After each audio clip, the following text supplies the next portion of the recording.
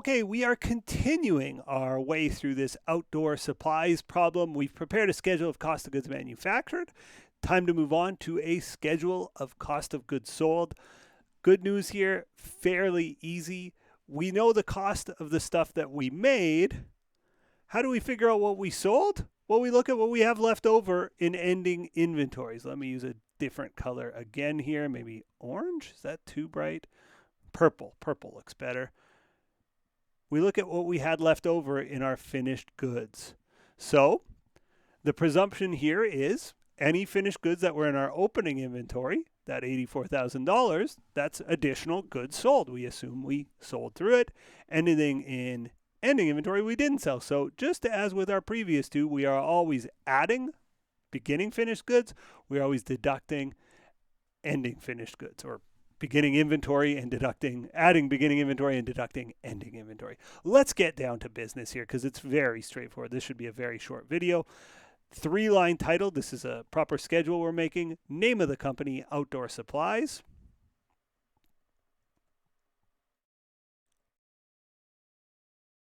Name of the statement, schedule of cost of goods sold, and the date, and this is for the year ended December 31st, 2025. So the beginning point of this is our beginning inventory. So our beginning inventory, our finished goods inventory on January 1st, 2025 was $84,000, just there in purple highlighter. I know these numbers are all starting to blend together. Maybe I should erase all the other highlighting so this kind of stands out a little more. It was $84,000. Everything here goes in the totals column. We are going to add our cost of goods manufactured.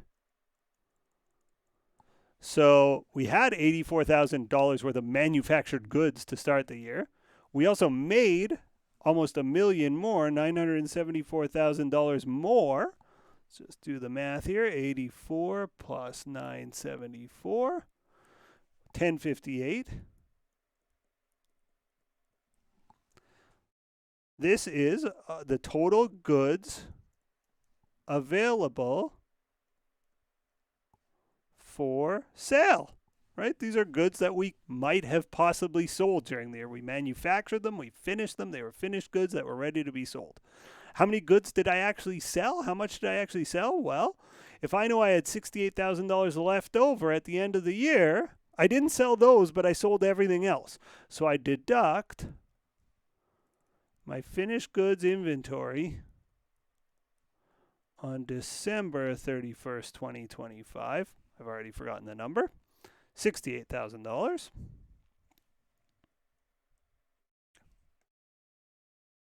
$68,000. 1058 minus 68, and I get $990,000. This is the bottom line of this statement. This is my cost of goods sold. Again, I had $84,000 in goods ready to be sold at the beginning of the year. I added $974,000 by manufacturing $974,000 worth of new goods. So I could have sold about $1,058,000.